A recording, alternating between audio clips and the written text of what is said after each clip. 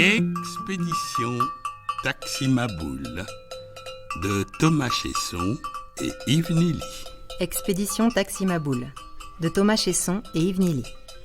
Un feuilleton radiophonique en 10 épisodes. 9e épisode. La petite troupe avait débarqué à l'aéroport de Dakar au cœur de l'été 1960, alors que les colonies françaises d'Afrique noire s'apprêtaient à célébrer leur indépendance. 4 jeunes gens qui posaient le pied en Afrique pour la première fois, enthousiastes et pleins d'appréhension. Quelques pas de rumba sur le tarmac brûlant, et ils s'étaient mis à chanter à pleine voix « Indépendance, cha-cha ». Tu es un bon petit. Tu as pris la bonne décision. Kousseri, tu es sûr? La tombe de Robin Yobé. Ne bouge pas, papa vient te chercher. Non, pas ton papa. Je viens te chercher. Tiens-toi à l'écart. Ne bouge pas. Ahmed, tu sonnes le tocsin. On monte une opération au Cameroun. Comment ça, abattu? Tous morts? Le fils à papa était à bord, bougre de connard. Tu peux te cacher où tu veux, petite merde. Je vais t'écorcer moi-même. Je vais confectionner un sautoir avec tes couilles. Oui, je comprends. Je comprends, le ministre s'inquiète. Il voudrait des nouvelles de son fils. Tu peux lui dire d'aller se faire foutre au ministre, avec les compliments de Maurice. Tu m'as bien entendu? Allez vous faire foutre, monsieur le ministre, avec les compliments du colonel.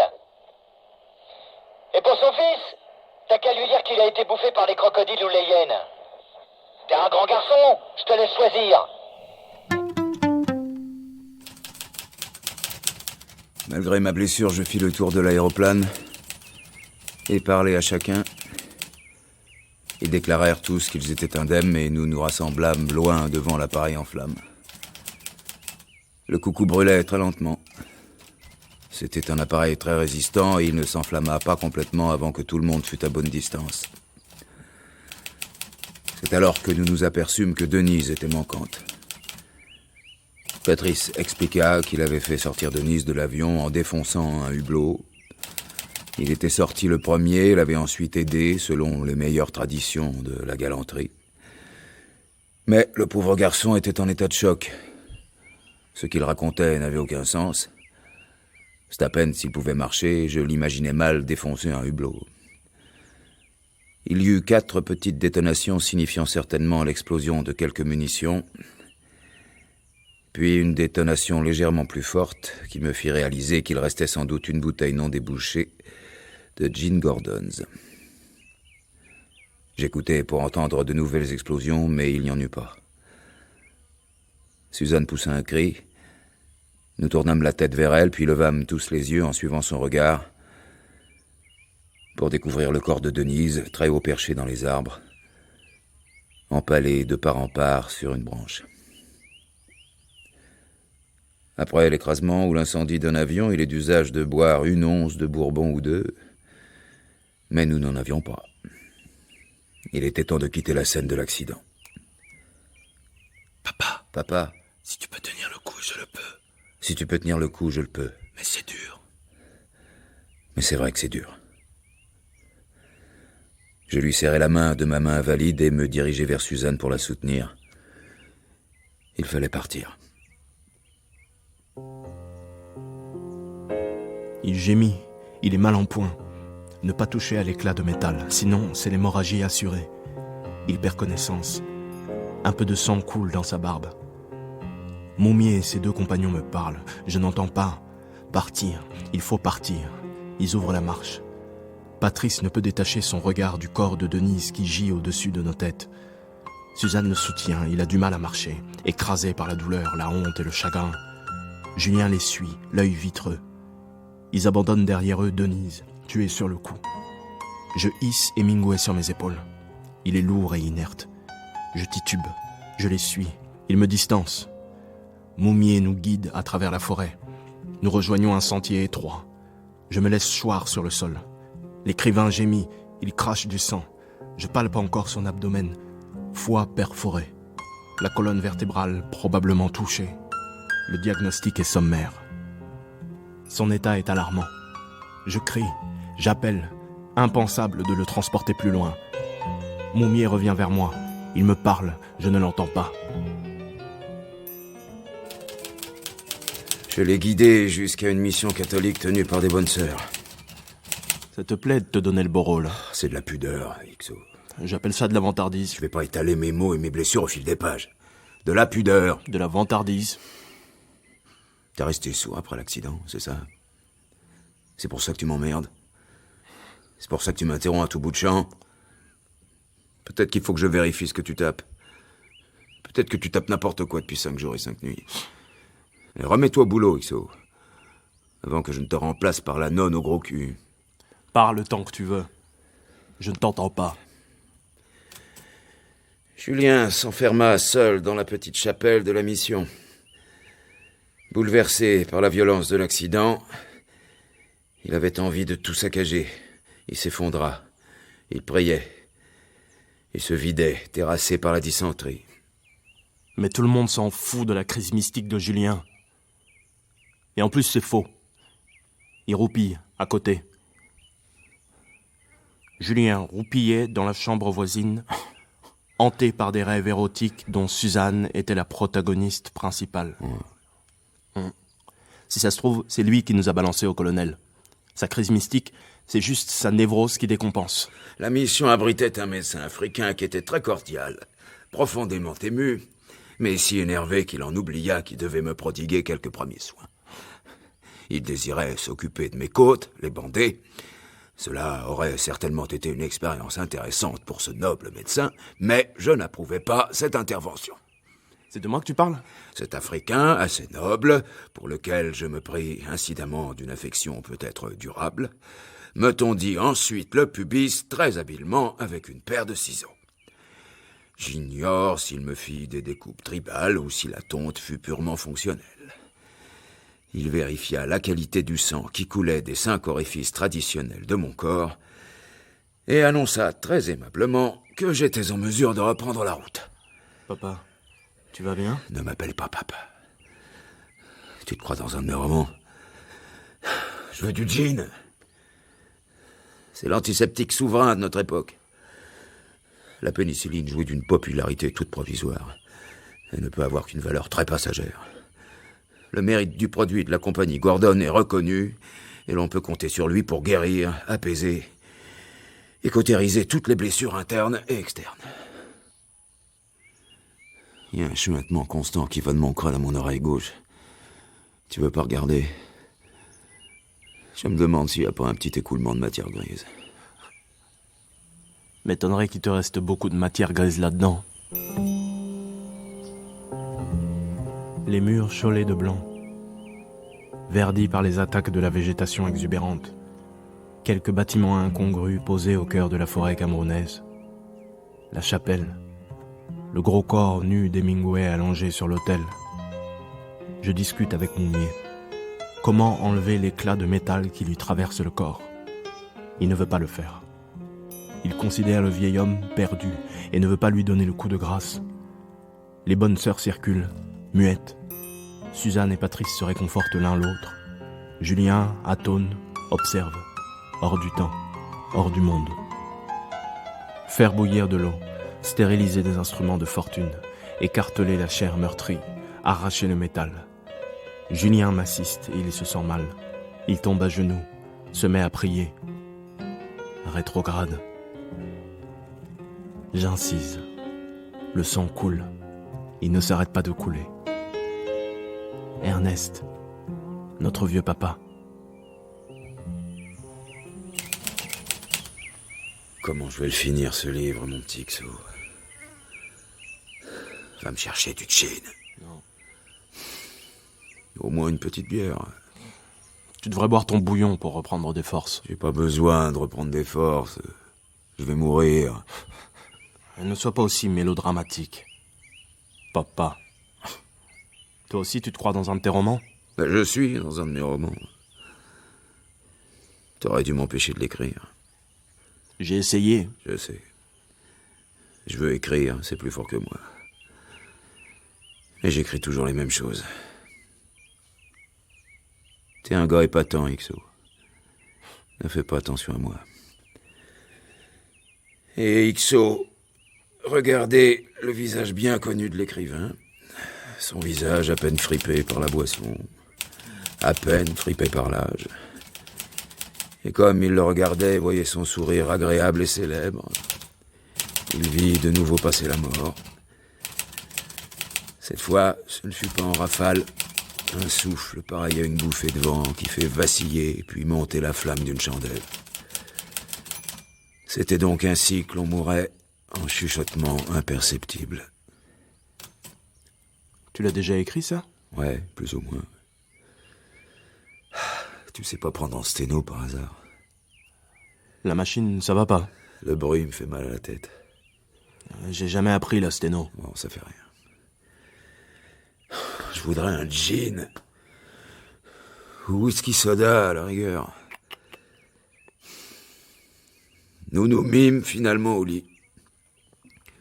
Au cours de la nuit, j'entendis une hyène hurler à plusieurs reprises. Et je me demandais si elle était attirée par l'odeur de ma chair pourrissante. Je souffrais beaucoup de mes côtes cassées et ne dormis pas bien. Le hurlement de l'animal me rassurait et me donnait l'impression d'être revenu au bon vieux temps de la savane de Kimana. Moumier veut quitter la mission, craint pour sa sécurité. Mais il ne veut pas abandonner Ernest. Je refuse. Intransportable. Je suis catégorique. Je suis médecin. Moumier aussi est médecin.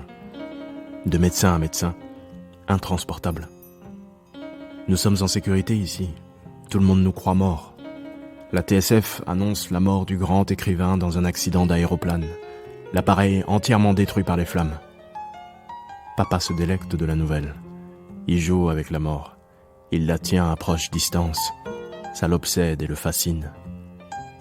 Jour et nuit, il dicte. Je tape, il dicte.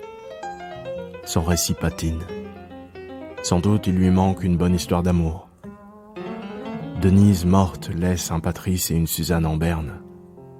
Julien passe ses journées dans la chapelle. Et moi je tape.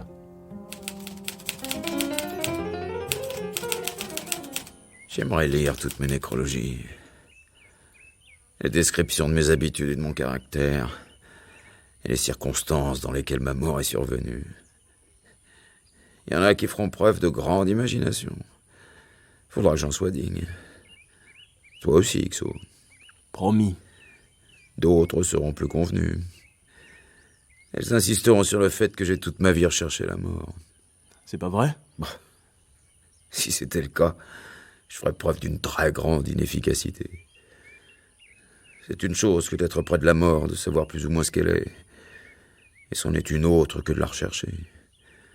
C'est la chose la plus facile à trouver que je connaisse.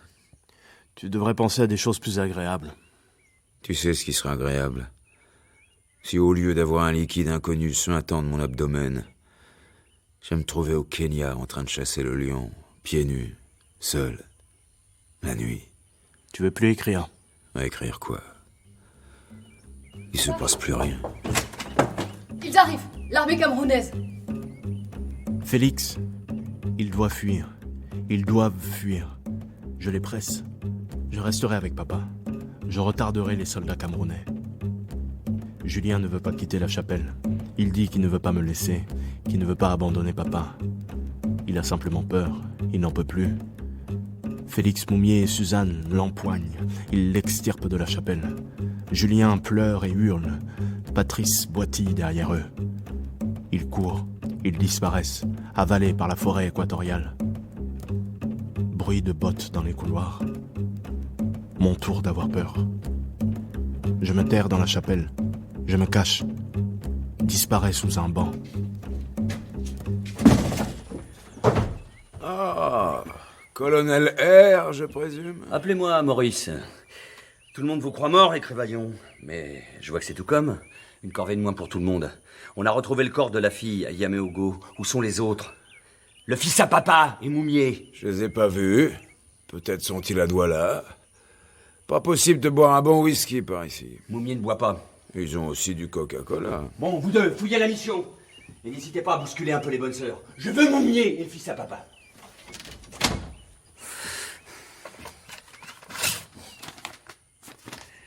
Je souffrais beaucoup de mes côtes cassées et ne dormis pas bien. Le hurlement de l'animal me rassurait et me donnait l'impression d'être revenu au bon vieux temps de la savane de Kimana. Je n'y connais pas grand-chose, mais ça m'a pas l'air bien fameux. C'est Moumier qui vous a charcuté comme ça? Paralysé? Vos blessures suppures, vous voulez crever ici ou vous préférez que je vous aide? Je t'emmerde, Maurice. Dans ce cas, c'est moi qui finirai ton bouquin. Tu seras pas là pour voir la fin de l'histoire. Tu veux que je te dise comment ça se termine?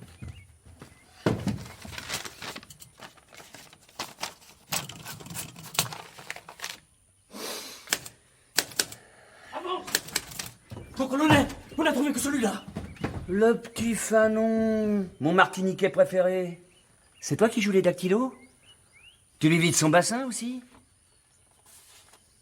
Pourquoi tu penses qu'ils t'ont laissé derrière eux? Parce que t'es le plus noir? Tu vas être un martiniquais bien obéissant et tu vas gentiment me dire où ils sont pour sauver ta peau et celle du vieux. Oh pardon, j'ai appuyé où ça fait mal. On vous bottera le cul hors d'Afrique. Je botterai le cul de tous les colonels merdeux hors d'Afrique. Je ne rêve que de ça. Quitter ce continent pourri. Le peuple noir a soif d'égalité et de liberté, grand bien lui fasse. Cela nous débarrasse d'un fardeau beaucoup trop lourd pour nos épaules. Nous échappons au pire. Au Gabon, tu t'imagines? Léon Mba voulait opter pour le statut du département français. Les Gabonais nous seraient restés attachés comme des pierres au cou d'un nageur. Heureusement que la plupart de tes amis africains ont écouté le grand Charles et ont choisi l'indépendance. Nous ne voulons pas de ce simulacre d'indépendance. C'est le bal des présidents fantoches. Nous voulons une Afrique unie et forte. Nous la construirons, les armes à la main. Une Afrique unie et forte, c'est beau à en pleurer. Tu parles du Congo de Lumumba ou de la Fédération du Mali? Attends, je te raconte la fin. Avant la fin du mois d'août, les Sénégalais procéderont à l'arrestation du chef d'état-major de l'armée de la Fédération du Mali, le colonel Abdoulaye Soumaré. Bien sûr, on aidera un peu. Un officier français de la gendarmerie interviendra pour graisser les rouages. Notre cher Sangor justifiera ainsi l'arrestation. Poussé par une ambition folle, Modibo Keïta vient de tenter un coup de force. Il a mobilisé les troupes de la Fédération du Mali contre le peuple du Sénégal. L'heure est grave. Il s'agit de défendre notre indépendance. Car ce que l'on veut, c'est vous coloniser, vous réduire en esclavage. Je suis prêt à mourir pour que vive le Sénégal, ajoutera-t-il. Prose minable, colonel. Ouais, attendez, je continue. Un cortège de voitures, escorté par des éléments de la gendarmerie sénégalaise, se dirigera à vive allure vers la gare centrale de Dakar. Au bord des voitures se trouveront tous les dignitaires soudanais de la Fédération du Mali, le président du gouvernement fédéral malien, Modibo Keïta et son épouse, les ministres soudanais de ce même gouvernement, les 20 députés fédéraux soudanais, des hauts fonctionnaires de la nouvelle administration fédérale et leurs familles. Ils seront contraints par la force de quitter le territoire sénégalais. Un autorail spécial les emmènera aussitôt vers Bamako, leur destination finale. Radio Moscou proclamera son soutien à la défunte fédération et accusera la France. Yaméogo, depuis son fauteuil en haute volta, se félicitera publiquement de sa clairvoyance qui lui a permis de quitter le navire à temps. L'indépendance du Sénégal sera proclamée et le général de Gaulle enverra ses félicitations chaleureuses à Sangor. Point final de l'histoire. Vous en rêvez, mais ça se passera pas comme ça. Toutes ces trahisons... Tout le monde trahit. Julien vous a trahi. Il trahira encore. Je les traquerai, je les trouverai et je finirai par tuer Moumier. C'est à ton tour de trahir, comme les autres. Où est Moumier? Je suis Félix Moumier. Fumier! Il m'attrape violemment par le col, me traîne dehors en hurlant. Je ne peux pas respirer. Je me débat. Je ne veux pas abandonner papa. Je vois l'arme du colonel. Il hurle encore. Il tire à mes pieds. Je chante à tue-tête, indépendance tcha-tcha. Je danse. Il tire dans mes pieds, mes jambes. Je tressaute, je trépigne, nerfs sectionnés. Danse, chante, tremble, comme Aboubacar en transe. Indépendance tcha-tcha. Je n'entends déjà plus le bruit des tirs. Ça crépite sur tout mon corps, ma chair et mon sang.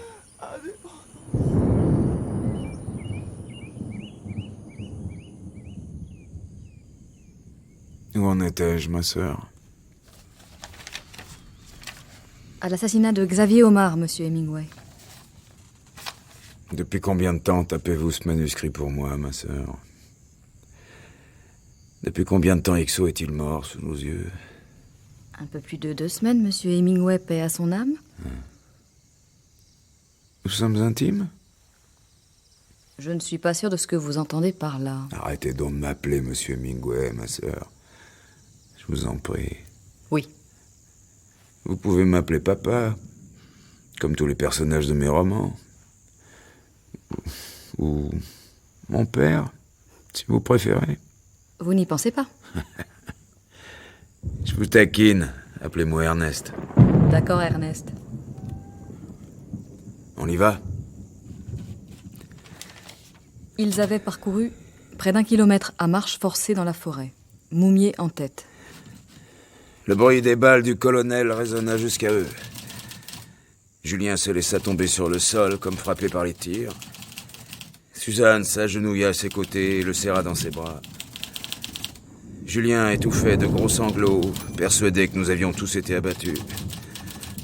Un soir, un seul, j'avais été un père pour lui, et il avait à nouveau tout perdu. Ils reprirent leur marche et s'enfoncèrent dans la forêt. Non, attendez. Je vais laisser Ixo en vie. Ixo s'échappa, se perdit, puis rejoignit une tribu batéké qui pratiquait depuis la guerre un culte à la gloire de Ngol, fétiche à long nez coiffé d'un képi étoilé.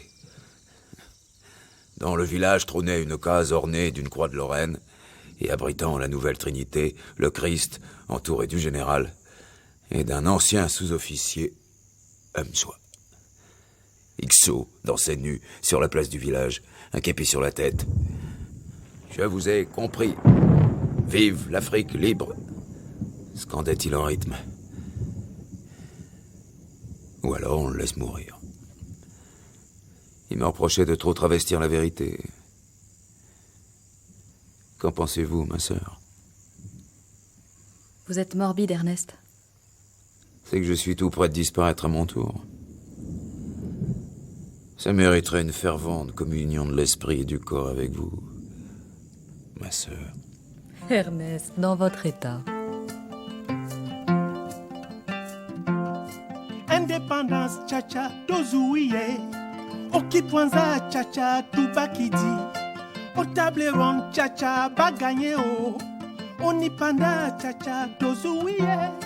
Asireko, nabako, bayokani. C'était Expédition Taximaboul de Thomas Chesson et Yves Nili. 9e épisode.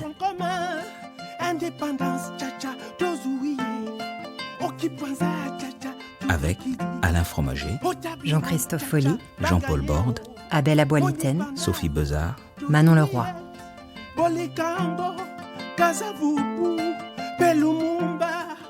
Musique et chant, André Zé Djamafan, Cora et flûte, Simon Winzé, guitare et percussion, Séni Samb,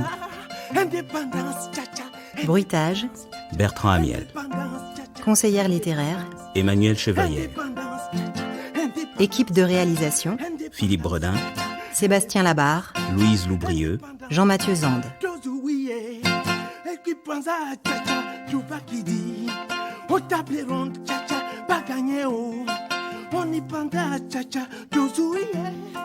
Indépendance, tcha-tcha, pas gagné, oh. Indépendance, tcha-tcha, pas gagné, oh. Indépendance, indépendance, indépendance, pas gagné, oh. Et vraiment, c'est bien comme ça.